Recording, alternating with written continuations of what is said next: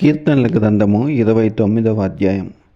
దైవపుత్రులారా యెహోవాకు ఆరోపించుడి, ప్రభావ మహత్యములను యెహోవాకు ఆరోపించుడి. యెహోవా నామమునకు చెందవలసిన ప్రభావమును ఆయనకు ఆరోపించుడి. ప్రతిష్టములకు ఆభరణములు ధరించుకొని ఆయన ఎదుట సాగిలపడుడి. యెహోవా స్వరము జలముల మీద వినబడుచున్నది. మహిమగల దేవుడు ఉరుము వలె గర్జించుచున్నాడు.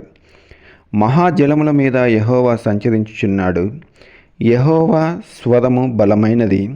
యెహోవా స్వరము ప్రభావము కలది. యెహోవా స్వరము దేవదారు వృక్షములను విడిచును. యెహోవా లెబానోను దేవదారు వృక్షములను ముక్కలుగా విరుచును.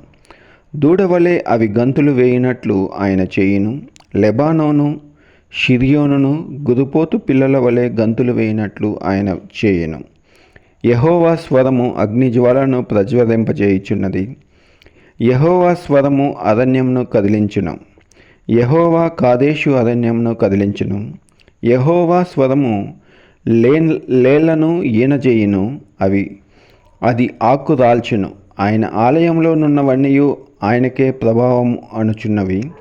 యెహోవా ప్రళయ జలముల మీద ఆసీనుడాయను. యెహోవా నిత్యము రాజుగా ఆసీనుడైయున్నాడు.